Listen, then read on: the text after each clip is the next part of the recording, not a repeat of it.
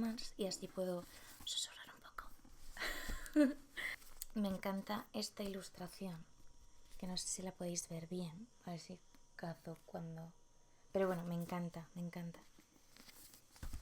Y detrás ponen: la vigorosa prosa épica y el rico universo literario de J.R.R. Tolkien gira en torno a un tema básico: la inevitable corrupción que apareja todo poder y el subsiguiente combate entre las fuerzas del bien y del mal, inequívoco reflejo del eterno conflicto que dirimen las civilizaciones y los hombres desde los albores de la historia. Magistrales novelas que plasman el sólido ideario lingüístico, poético y filosófico de uno de los autores más importantes de nuestro tiempo.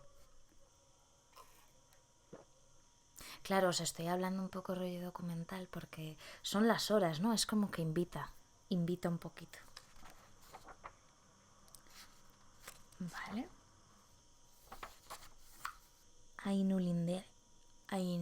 ¿Cómo diríais esto? Ainulindale, Ainulindale, esto.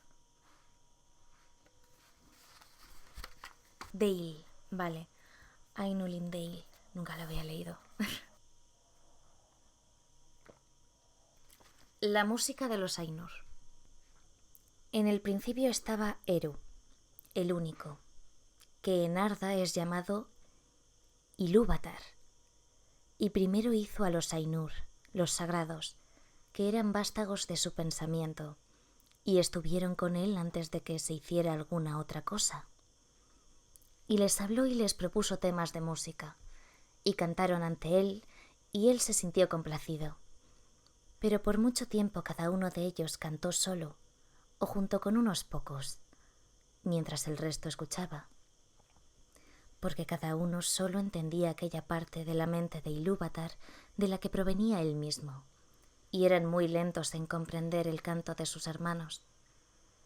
Pero cada vez que escuchaban, alzaban una comprensión más profunda. Y sucedió que Ilúvatar convocó a todos los Ainur y les comunicó un tema poderoso, descubriendo para ellos cosas todavía más grandes y más maravillosas que las reveladas hasta entonces, y la gloria del principio y el esplendor del final asombraron a los Ainur, de modo que se inclinaron ante Ilúvatar y guardaron silencio. Entonces les dijo Ilúvatar: del tema que os he comunicado quiero ahora que hagáis, juntos y en armonía, una gran música. Y como os he inflamado con la llama imperecedera, mostraréis vuestros poderes en el adorno de este tema mismo, cada cual con sus propios recursos, si así le place. Pero yo me sentaré y escucharé, y será de mi agrado que por medio de vosotros una gran belleza despierte en canción. Entonces las voces de los Ainur, como de arpas y laúdes, pífanos y trompetas, violas y órganos, y como de coros incontables que cantan con palabras, empezaron a convertir el tema de Ilúvatar en una gran música. Y un sonido se elevó de innumerables melodías alternadas, entretejidas en una armonía que iba más allá del oído hasta las profundidades y las alturas, rebosando los espacios de la morada de Ilúvatar. Y al fin, la música y el eco de la música desbordaron volcándose en el vacío. Y ya no hubo vacío. Nunca desde entonces hicieron los Ainur una música como esta, aunque se ha dicho que los coros de los Ainur y los hijos de Ilúvatar harán ante él una música todavía más grande, después del fin de los días. Entonces los temas de Ilúvatar se tocarán correctamente y tendrán ser en el momento en que aparezcan, pues todos entenderán entonces plenamente la intención del único para cada una de las partes y conocerán la comprensión de los demás. E Ilúvatar pondrá en los pensamientos de ellos el fuego secreto. Queremos audiolibro. En realidad me vendría... ¡Chachán! Pero ahora, Ilúvatar escuchaba sentado, y durante un largo rato le pareció bien, pues no había fallas en la música. Pero a medida que el tema prosperaba, nació un deseo en el corazón de Melkor, entretejer asuntos de su propia imaginación que no se acordaban con el tema de Ilúvatar, porque intentaba así acrecentar el poder y la gloria de la parte que le había sido asignada. A Melkor, entre los Ainur, le habían sido dados los más grandes dones de poder y conocimiento, y tenía parte en todos los dones de sus hermanos. Así que empieza a liarla. Vale. Con frecuencia había ido solo a los sitios vacíos en busca de la llama imperecedera, porque grande era el deseo que ardía en él de dar ser a cosas propias, y le parecía que Ilúvatar no se ocupaba del vacío, cuya desnudez lo impacientaba. No obstante, no encontró el fuego, porque el fuego está con Ilúvatar. Pero hallándose solo, había empezado a tener pensamientos propios, distintos de los de sus hermanos. Melkor entretejió algunos de estos pensamientos en la música, e inmediatamente una discordancia se alzó en torno, y muchos de los que estaban cerca se desalentaron. Se les confundió el pensamiento, y la música vaciló. Pero algunos empezaron a concertar su música con la de Melkor, más que con el pensamiento que habían tenido en un principio. Entonces la discordancia de Melkor se extendió todavía más, y las melodías escuchadas antes naufragaron en un mar de sonido turbulento. Pero Ilúvatar continuaba sentado y escuchaba, hasta que pareció que alrededor del trono había estallado una furiosa tormenta, como de aguas oscuras que batallaran entre sí, con una cólera infinita que nunca sería apaciguada. Entonces Ilúvatar se puso de pie, y los Ainur vieron que sonreía, y levantó la mano izquierda, y un nuevo tema nació en medio de la tormenta, parecido y sin embargo distinto al anterior, y que cobró fuerzas y tenía una nueva belleza. Pero la discordancia de Melkor se elevó, rugiendo, y luchó con él. Y una vez más hubo una guerra de sonidos, más violenta que antes, hasta que muchos de los Ainur se desanimaron y no cantaron más. Y Melkor predominó. Otra vez se incorporó entonces Ilúvatar, y los Ainur vieron que estaba serio, e Ilúvatar levantó la mano derecha, y he aquí un tercer tema brotó de la confusión, y era distinto de los otros, porque pareció al principio dulce y suave, un mero murmullo de susurros, de sonidos leves en delicadas melodías, pero no pudo ser apagado, y adquirió poder y profundidad. Y pareció por último que dos músicas se desenvolvían a un tiempo ante el asiento de Ilúvatar, por completo discordantes. La una era profunda, vasta y hermosa, pero lenta y mezclada con un dolor sin medida que era la fuente principal de su belleza. La música de Melkor había alcanzado ahora una unidad propia, pero era estridente, vana e infinitamente repetida, y poco armónica, pues sonaba como un clamor de múltiples trompetas que bramaran unas pocas notas, todas al unísono. E intentó ahogar la otra música con una voz violenta, pero pareció que la música de Ilúvatar se apoderaba de algún modo de las notas más triunfantes y las entretejía en su propia solemne estructura. En medio de esta batalla que sacudía las estancias de Ilúvatar y estremecía unos silencios hasta entonces inmutables, Ilúvatar se puso de pie por tercera vez, y era terrible mirarle a la cara. Levantó entonces ambas manos, y en un acorde más profundo que el abismo, más alto que el firmamento, penetrante como la luz de los ojos de Ilúvatar, la música cesó. Entonces Ilúvatar habló y dijo: Poderosos son los Ainur, y entre ellos el más poderoso es Melkor. Pero sepan él y todos los Ainur que yo soy Ilúvatar. Os mostraré las cosas que habéis cantado, y así veréis qué habéis hecho. Y tú, Melkor, verás que ningún tema puede tocarse que no tenga en mí su fuente más profunda, y que nadie puede alterar la música a mi pesar, porque aquel que lo intente probará que es solo mi instrumento para la creación de cosas más maravillosas todavía, que él no ha imaginado. Entonces los Ainur tuvieron miedo, aunque aún no habían comprendido qué les decía Ilúvatar, y llenóse Melkor de vergüenza, de la que nacía un rencor secreto. Pero Ilúvatar se irguió resplandeciente y se alejó de las hermosas regiones que había hecho para los Ainur, y los Ainur le siguieron. Pero cuando llegaron al vacío, Ilúvatar les dijo: «Contemplad vuestra música», y les mostró una escena, dándoles vista donde antes había habido solo oído.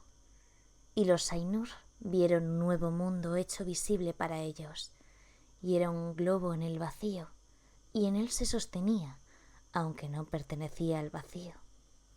Mientras lo miraban y se admiraban, este mundo empezó a desplegar su historia, y les pareció que vivía y crecía. Y cuando los Ainur hubieron mirado un rato en silencio, volvió a hablar Ilúvatar: «Contemplad vuestra música.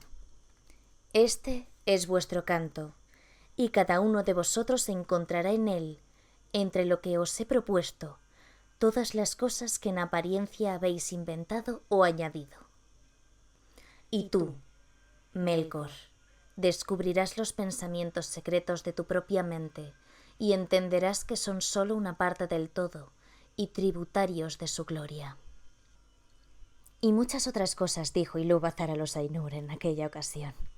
Y por causa del recuerdo de sus palabras y por el conocimiento que cada uno tenía de la música que él mismo había compuesto, los Ainur saben mucho de lo que era, lo que es y lo que será, y pocas cosas no ven.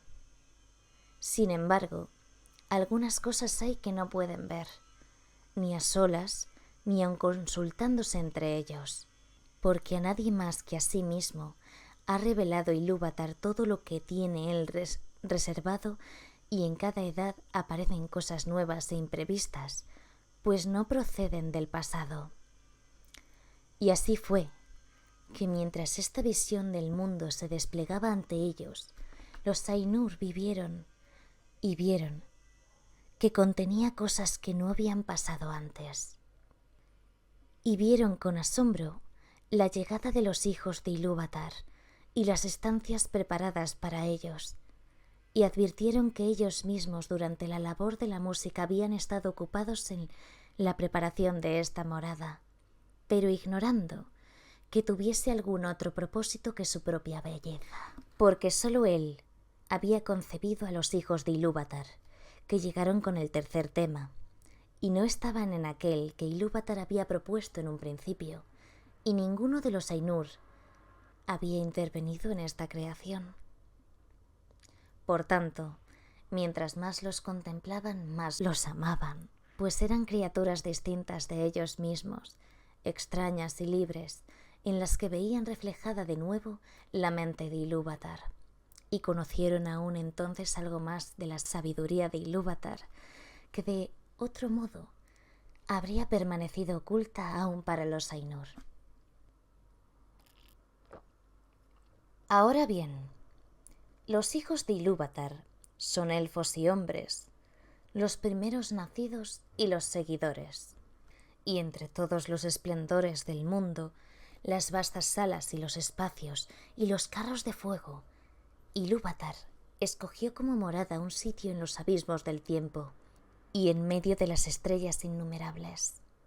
Y puede que esta morada parezca algo pequeña a aquellos que solo consideran la majestad de los Ainur y no su terrible sutileza, como quien tomara toda la anchura de Arda para levantar allí una columna y la elevara hasta que el cono de la cima fuera más punzante que una aguja, o quien considerara solo la vastedad inconmensurable del mundo que los Ainur aún están modelando y no la minuciosa precisión con la que dan forma a todas las cosas que en él se encuentran.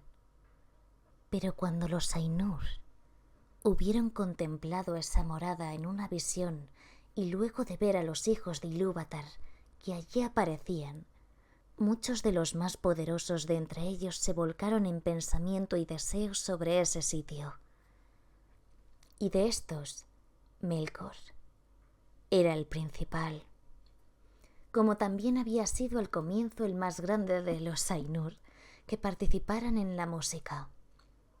Y fingió, aun ante sí mismo al comienzo, dominando los torbellinos de calor y de frío que lo habían invadido, que deseaba ir allí y ordenarlo todo para beneficio de los hijos de Ilúvatar. Pero lo que en verdad deseaba era someter tanto a elfos como a hombres, pues envidiaba los dones que Ilúvatar les había prometido. Y él mismo deseaba tener súbditos y sirvientes y ser llamado Señor y gobernar otras voluntades.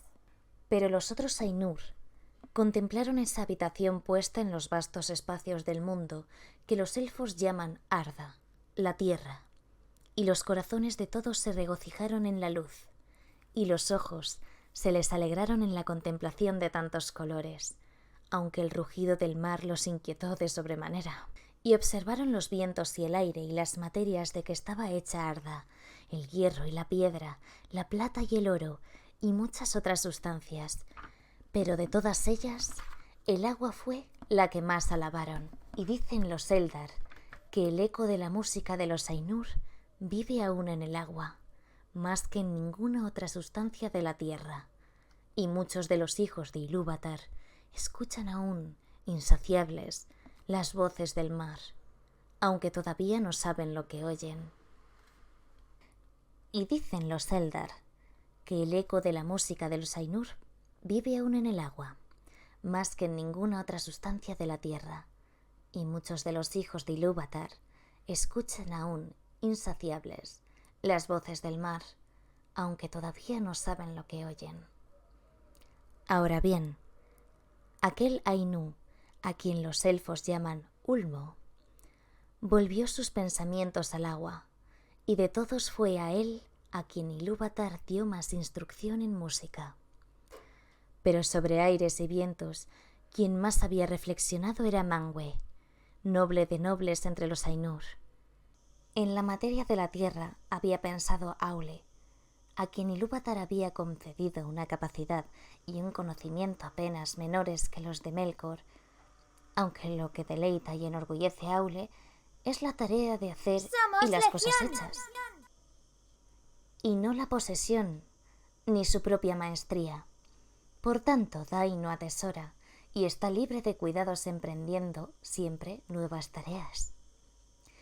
E Ilúvatar habló a Ulmo y le dijo: ¿No ves cómo aquí, en este pequeño reino de los abismos del tiempo, Melkor ha declarado la guerra contra tu provincia? Ha concebido un frío crudo e inmoderado, y sin embargo no ha destruido la belleza de tus fuentes, ni la de tus claros estanques. Contempla la nieve y la astuta obra de la escarcha. Melkor ha concebido calores y fuegos sin restricción, y no ha podido marchitar tu deseo ni ahogar por completo la música del mar. Contempla más bien las alturas y la gloria de la nube, y las nieblas siempre cambiantes, y escucha la caída de la lluvia sobre la tierra, y en estas nubes eres llevado cerca de Manwë, tu amigo, a quien amas. Respondió entonces Ulmo: en verdad, mi corazón no había imaginado que el agua llegara a ser tan hermosa, ni mis pensamientos secretos habían concebido el copo de nieve, ni había nada en mi música que contuviese la caída de la lluvia. Iré en busca de Manwë, y juntos haremos melodías que serán tu eterno deleite. Y Manwë y Ulmo fueron desde el principio aliados, y en todo cumplieron con fidelidad los propósitos de Ilúvatar. Pero mientras Ulmo hablaba todavía y los Ainur miraban absortos, la visión se apagó, y se ocultó a los ojos de todos, y les pareció que en ese momento percibían algo distinto, la oscuridad, que no habían conocido antes excepto en pensamiento, pero se habían enamorado de la belleza de la visión y habían contemplado embelesados el despliegue del mundo que allí cobraba ser, y les colmaba la mente, porque la historia no estaba todavía completa, ni los ciclos del tiempo del todo cumplidos cuando la visión les fue arrebatada. ¡Qué putada, eh! Y han dicho algunos que la visión cesó antes de que culminara el dominio de los hombres y la desaparición de los primeros nacidos. Por tanto, aunque la música lo ocupaba todo, los Valar no vieron con los ojos las eras posteriores ni el fin del mundo. Entonces hubo inquietud entre los Ainur, pero Ilúvatar los llamó y les dijo: Sé lo que vuestras mentes desean, que aquello que habéis visto sea en verdad no solo en vuestro pensamiento, sino como vosotros sois y aun otros. Por tanto digo, ea, que sean estas cosas, y enviaré al vacío la llama imperecedera, y se convertirá en el corazón del mundo, y el mundo será, y aquellos de entre vosotros que lo deseen podrán descender a él. Y de pronto vieron los Ainur una luz a lo lejos, como si fuera una nube con un viviente corazón de llamas, y supieron que no era solo una visión, sino que Ilúvatar había hecho algo nuevo. Ea, el mundo que es. Así sucedió, pues, que de los Ainur algunos siguen morando con Ilúvatar más allá de los confines del mundo, pero otros, y entre ellos muchos de los más grandes y más hermosos, se despidieron de Ilúvatar y descendieron al mundo. Ilúvatar les impuso esta condición, quizá también necesaria para el amor de ellos, que desde entonces en adelante los poderes que él les había concedido se limitaran y sujetaran al mundo, por siempre, hasta que el mundo quedase completado, de modo tal que ellos fuesen la vida del mundo y el mundo la vida de ellos. Y por esto mismo se los llama los Valar, los poderes del mundo. Pero al principio, cuando los Valar entraron en Ea, se sintieron desconcertados y perdidos, pues les pareció que nada de lo que habían visto en la visión estaba hecho todavía. Claro, habían visto los planos. Y que todo estaba a punto de empezar, y aún informe y a oscuras. Porque la gran música no había sido el desarrollo y la floración del pensamiento en los palacios intemporales, y lo que habían visto, solo una prefiguración, pero ahora habían entrado en el principio del tiempo, y advertían que el mundo había sido solo precantado y predicho, y que ellos tenían que completarlo. De modo que empezaron sus grandes trabajos en desiertos inconmensurables e inexplorados, y en edades incontenibles y olvidadas, hasta que, en los abismos del tiempo y en medio de las vastas estancias de Ea, hubo una hora y un lugar en los que fue hecha la habitación de los hijos de Ilúvatar.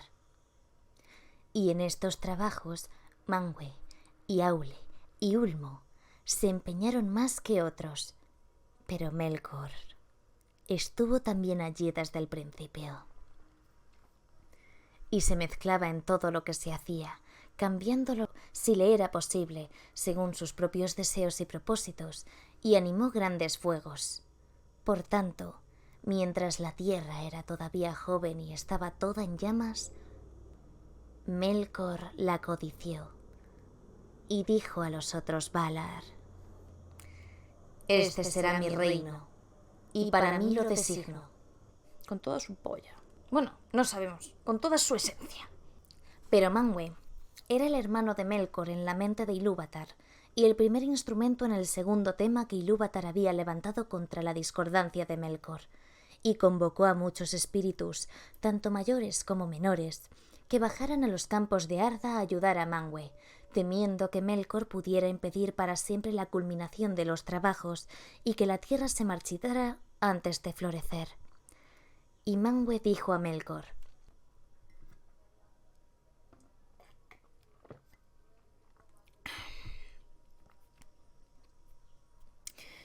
«Este reino no lo tomarás para ti injustamente, pues muchos otros han trabajado en él, no menos que tú». Y hubo lucha entre Melkor y los otros Valar, y por esta vez Melkor se retiró y partió a otras regiones donde hizo lo que quiso, pero no se quitó del corazón el deseo de dominar el reino de Arda. Ahora bien, los Valar tomaron para sí mismos forma y color, y porque habían sido atraídos al mundo por el amor de los hijos de Ilúvatar, en quienes habían puesto tantas esperanzas, tomaron formas que se asemejaban a lo que habían contemplado en la visión de Ilúvatar, excepto en majestad y en esplendor. Además, esas formas proceden del conocimiento que ellos tenían del mundo visible más que el del mundo en sí, y no las necesitan, salvo como necesitamos nosotros el vestido, pues podríamos ir desnudos sin desmedro de nuestro ser, pero tanto los Valar pueden andar, si así les place, sin atuendo, y entonces ni siquiera los Eldar los perciben con claridad, aunque estén presentes. Pero cuando deciden vestirse, algunos Valar toman forma de hombre y otros de mujer, porque esa diferencia de temperamento la tenían desde el principio, y se encarna en la elección de cada uno, no porque la elección haga de ellos varones o mujeres, sino como el vestido entre nosotros, mas las formas con que los grandes se invisten no son en todo momento como las formas de los reyes y de las reinas de los hijos de Ilúvatar, porque a veces se visten de acuerdo con sus propios pensamientos, hechos visibles en formas de majestad y temor. Y los Valar convocaron a muchos compañeros, algunos menores, otros tan poderosos como ellos, y juntos trabajaron en el ordenamiento de la tierra y en el apaciguamiento de sus tumultos. Entonces Melkor vio lo que se había hecho, y que los Valar andaban por la tierra como poderes visibles, vestidos con las galas del mundo, y eran agradables y gloriosos de ver, y bienaventurados, y la tierra estaba convirtiéndose en un jardín de deleite, pues ya no había torbellinos en ella. La envidia de Melkor fue entonces todavía mayor, y él también tomó forma visible. Pero a causa del temple de Melkor y de la malicia que ardía en él, esa forma era terrible y oscura. Y descendió sobre Arda con poder y majestad más grandes que los de ningún otro Valar, como una montaña que vadea el mar y tiene la cabeza por encima de las nubes, vestida de hielo y coronada de fuego y humo. Y la luz de los ojos de Melkor era como una llama que marchita con su calor y traspasa con un frío mortal. Así empezó la primera batalla de los Valar con Melkor, por el dominio de Arda, y de esos tumultos los elfos conocen muy poco, porque lo que aquí se ha declarado procede de los Valar mismos, con quienes los Eldali hablaron en la tierra de Valinor, y de quienes recibieron instrucción. Pero poco contaron los Valar de las guerras anteriores al advenimiento de los elfos.